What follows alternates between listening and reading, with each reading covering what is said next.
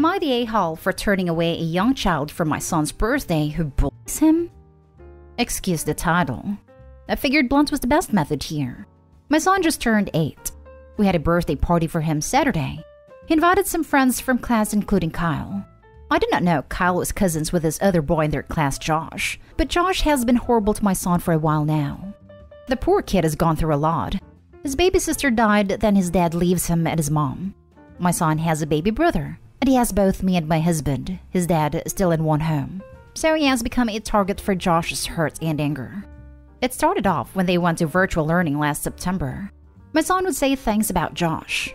I spoke to the teacher and she said she was doing everything to correct Josh and protect my son. And then in May, their school decided to test out going back to in-person learning all day. While there, Josh was nasty to my son and made the entire month a living hell for my son, and I was on the school's ass about it. I put in for a class transfer but was denied because they were dealing with it. When they returned to school a few weeks ago, Josh was still targeting my son. So anyway, Kyle's mom showed up to the party Saturday with Josh. I was confused and asked what was going on. She explained he was her nephew, etc., etc., and she was hoping it would help everyone if he was included since everything going on.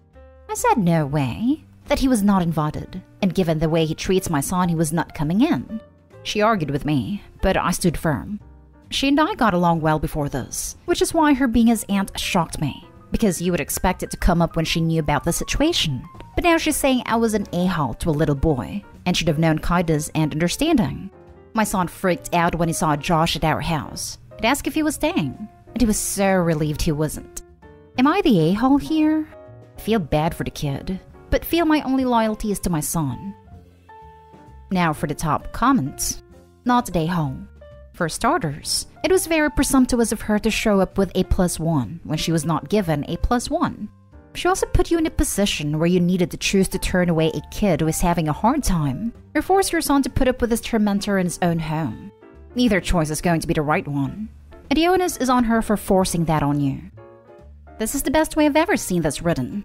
Excellent, thought-out response. Hope you're not the a-hole. I'm sorry everyone was even put in this position to begin with. It wasn't helping anything. Accepting the child into the party would teach him that actions don't have consequences, and refusing him just adds fuel to the fire. This was a no-win situation that you were forced into. Not the a-hole.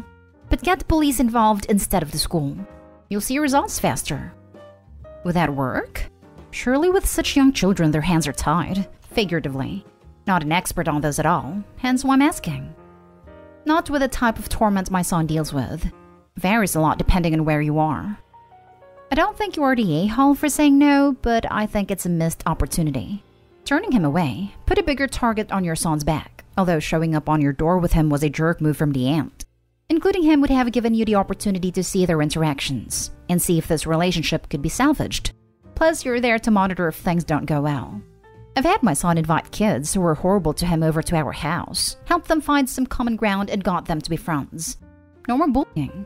This kid is obviously going through a lot in his life and is handling it how kids do, by acting like an a-hole. Extending him some kindness will go further in this case.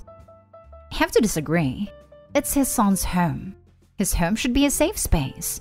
He was freaking out when Josh showed up, and if Opie had let Josh stay seeing her son in distress, we would have jumped down her throat for refusing to protect her child at his home. Next story is titled, Am I the a-hole for airing dirty laundry at a family party? I cut my mom out of my life last year. Our relationship was broken beyond repair years ago. The short story is she and my dad broke up when I was a baby. When I was 2, my dad was diagnosed with cancer, and he fought to stay alive and survived until 2 months before my 7th birthday. My mom resented the hell out of him. She said he should have let go so I could have loved another man as dad and not be weighed down by my love for him. The first time she said it, I was 10, and her husband told her that I had told him I didn't want or love him, and he would never be my dad. She did not like hearing that, and ranted to me about how selfish my dad was, and said that he destroyed both our lives. Because it meant she always had to watch me suffer, and push away a man who would be a wonderful father if I allowed it. She said it 7 more times after, and I remember each one. Her saying that is the reason I'm done with her. My aunt's birthday was 3 weeks ago. I showed up for my aunt and avoided my mom. But she sought me out, asked me if we could talk, and I said no. She told me she deserved more than I gave her, that her husband deserved more than I gave him, that they were my parents and I was treating them like strangers. I just told her to buzz off. Things escalated and I ended up telling a room full of people that I would never forgive her for calling my dad selfish for wanting to be with me, to survive long enough for me to remember him. I told her my life would have been better with him than with her, and that I had no desire to reconcile, so she needed to just leave me alone and forget I existed. I apologized to my aunt for the outburst, but she understood. My mom tried to follow me afterward, and said I made a scene at someone else's party and it was a childish way to behave. My uncle, married to aunt, was also pissed that I was so vocal. Am I the a-hole? Not the a-hole. If your mom is so disturbed by people knowing what she said, it's because she knows it's messed up. Also, you apologized to your aunt. That is not like you planned it. So you're in the clear to me, even if her husband is upset. But that's out of love if it makes sense. Not the a-hole. Yeah, it was mom who caused a scene here. Opie was just nailing the coffin on it. Not the a-hole. If anything, you actively tried to avoid a scene. And it sounds like your mom pursued you until she got one. Sounds kind of like an intentional manipulation of the situation on her part so that the family would take sides. Yes, mom figured he has to talk to me now. And what's he going to do about it? Well, she found out. Good for Opie. Everyone sucks here. Let me be clear that I don't think you're to blame for your relationship with your mom. And from what you've said, I think your feelings are completely justified. Your mother said some really harsh things, and she's really making it about her. She's the one being selfish. That said, maybe you picked the wrong venue to unleash on her, because you essentially made a birthday party about you. And also, you're the one who had to do damage control. Mom followed Opie around though. How is being badgered and not having backup Opie's fault? Next story. Am I the a-hole for siding with my stepdaughter's dad against my wife and exposing her lie? I, male 37, have been married to my wife Regina for 3 years. And I have a 16-year-old stepdaughter named Becky. She's the loveliest and has the most generous heart. Her dad, Regina's ex-husband, Brandon, is a nice dude, and we get along just fine due to the fact that we see each other often, and also because Becky joins us for activities which is always exciting. However, Regina just hates Brandon and always pushes me to have bigger involvement in Becky's life than him, which is illogical since he's her dad before I came along, but that doesn't mean I'm not doing my best to be a father figure to her. So, Becky's sweet 16th birthday was days ago. Brandon couldn't attend due to work, but he came over and gave Regina the gift he brought for Becky, which was an expensive bracelet, and asked her to hold on to it till Becky's birthday party to give it to her, and say it was from her dad. Regina said okay, and he left. I was sitting nearby when they had this conversation. Regina then said she was planning on telling Becky that the bracelet her dad got her was from her. I said no, that's wrong. And it's fair to Brandon and Becky if she ever finds out that Regina lied about the bracelet being bought by her. She said she won't find out, but I firmly stated if she tried this, I'll shut her down and tell Becky the truth. She gave me an I dare you look and went about her day. The party came, and when Becky started opening gifts, Regina handed her the bracelet and told her she bought it for her. I was shocked, as I didn't think she'd actually go through with her plan. Becky then asked about her dad's gift, and I flat out told her he already sent her this bracelet, and that her mom lied about buying it when it was Brandon who bought it. My in-laws and Becky's friends were stunned. Becky asked Regina to confirm, but Regina lashed out at me and denied till I showed them the receipt that came with the box, and it was under Brandon's name. Regina threw it, but I retrieved it from the trash. Becky started arguing with Regina and left the room crying, and the party was pretty much over. I literally got yelled at by Regina and her parents, calling me awful for causing drama and accusing Regina of theft and exposing her in front of Becky and her friends. Regina guilted me for not playing along and siding with Brandon against her, and she told me to stop advocating for this guy like we were buddies. I said poor guy did nothing wrong and did deserve to be alienated from his daughter. Becky hasn't spoken to Regina ever since. It is waiting for her dad to come to visit, and Regina isn't talking to me, but me and Becky are good. Am I the a-hole? Did I mess up? Time to answer some questions / add more information. 1. Regina says my friendship with Brandon is weird. It always seemed to be looking for a reason to start an argument between me and him. But he's a good guy. 2. My sister-in-law told me this rivalry Regina has started when Brandon's now wife came into the picture. But most fights are between Regina and Brandon, not his wife. 3. The reason for Regina and Brandon's divorce is, according to Regina, is about infidelity on Brandon's part. Not sure about this, but it's what I've been told by her aunt-in-laws. Not stay home. After reading this, I seriously question why you would be with someone like Regina. If I were OP, I would definitely be doubting Regina's accounts for her past marriage, the reasons for their divorce, and pretty much everything else she told him. Not stay home. Regina is. She will never find out. Does she think Brandon will never ask Becky if she liked the bracelet he got her? Your wife is a piece of work. This is a good question.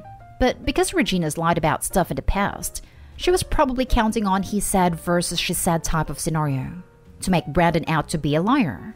I've seen the scenario play out several times before, and I know how it ends. You're the a-hole, because you could have solved this before it became a problem. I know you wanted to give your wife the benefit of the doubt, but from your other replies, you have known for a while now that Regina will make up lies about Brandon. You knew she was going to lie, and she told you she was going to lie. By letting the situation play out, you exposed to Becky's friends to the fact that her own mother would lie to her face. She must be so embarrassed that they know that. And while she doesn't blame you, you could have quietly called Brandon and said, "Look, Regina's planning on taking credit for your gift." Call Regina. Say you changed your mind and give it to her before the party while in FaceTime or Zoom or something. Then he gets credit. And no dirty laundry is aired out publicly and there's no issues with you and your wife. The kid is old enough to see what her mother is capable of. It was a hard moment for sure, but she saw who her mother is. He could have waited until after the party to tell the truth and minimize the impact on the party. Now for the last story. Am I the a-hole for unloading in therapy in front of my younger half-siblings? Me, my dad's wife, his wife's sons, and their 3 kids together are all in family therapy. I'm 17 female. My dad decided family therapy was the way to go because I refused to integrate into the family when I moved here 2 years ago following my mom's death. My dad moved away from me after he and my mom decided to divorce for good. They were on and off until I was 5, and then he just up and moved away one day. The next time I saw him, which was 5 months later, he was living with his wife. Her sons are a year older and younger than me respectively, and they thought it would be great, and that it would be so easy to make a family out of kids as young as us. But I was bitter. My dad was gone. He used to show up to pick me up from school on Fridays, and he would take me to computer coding for kids. And then he was gone. I saw him a few weeks every year, and he called, but it never sat right with me that he left me for them, or even that he left to escape my mom. He could have lived closer, 1 or 2 hours. Instead, he moved 32 hours away. Dad always knew I resented him, and he would tell me not to.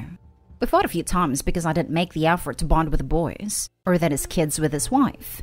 And when she tried to get close to me, I would tell her I was there to see my dad, and not her. I told him he should move back if he wanted things to get better. Then my mom died unexpectedly. She had struggled with some issues for a while, but I thought things were okay. So he moved me out to him, and told me it was our chance to get our relationship back on track. But I held it all in, all the anger and bitterness. They started therapy almost 2 years ago, but I didn't want to be there, not with them. The last week it all came out. The therapist told me that if I wanted to leave, I should wait outside. Dad told me to sit down and take part because that's what they were all there for, to make our family work. And I snapped. I unloaded every single thing that session. 40 minutes of me saying how much I hated my dad for leaving, how this wasn't my family, that I didn't care about his kids, stepkids, or wife, that it was about him and me. And when he left me behind for them, he sealed the fact I would never want a single thing to do with whatever family made after leaving me. It was intense. I cried. I raged. And when it was over, I was piled on by my dad, his wife, and her oldest son for saying all that in front of the younger kids. Then my dad told the therapist we weren't going back because he didn't have a freaking clue what he was doing. These last few days, he has been different. All attempts to bond are gone, and now he's just furious I said all that in front of 3 kids under the age of 10. And his wife goes between mad and hurt that I don't care about her, even though she tried to be a family member to me. Am I the a-hole? Not the a-hole. That is what therapy is for. He forced you to participate, which you did. It does sound like you have a lot of stuff to work out, though. Are you going to therapy on your own? You might benefit a lot from that. No, I'm not. He didn't want me to work on solo therapy and give nothing to family. I'll look into therapy once I'm out on my own. That way, can't decide anything about it. It'll be all on me. Maybe after this last family therapy session, he has evolved on the individual therapy front. You should ask. He's done trying now, I think. Hearing exactly how I feel, I think we'll be writing it out until I leave, which is exactly what I want. Not stay home. That's what he wanted when he brought you to therapy. It was a bad idea to have a huge group of people in a therapy session like that. You need to talk to a therapist one-on-one, and your therapist should have arranged that. You should see if you can go back to therapy on your own. The therapist did make the suggestion a couple of times, but my dad was never on board. He didn't want me putting effort into solo therapy and giving nothing to the group still. I'm going to disagree with pretty much everyone here. OP, you're the a-hole. However, your dad and stepmother, to a lesser extent, are also the a-holes. You have admitted that you have no desire to improve your relationships. This is childish and immature. You are 17, not 12. I absolutely believe that you lashed out in therapy to punish your father. You wanted to hurt your stepmom and siblings to punish your father. This is not okay. I'm not saying your feelings are not justified. I am saying you are hurting everyone around you to hurt your father. And in the end, you will be the one regretting it. At least they can all say they tried. You will never have to say that because you never will try. You are so mad at your father that you have gone Armageddon on your entire family and you are proud of it. Be mad at your father forever. But at your age, you need to take responsibility for your own actions. And your behavior towards the rest of your family is atrocious. You do not have to have a relationship with them if you do not want to. However, using your very young siblings as pawns to hurt your dad is disgusting. You do not get to blame your father for that. It is on you, and you will have to live with the consequences. It is time to grow up.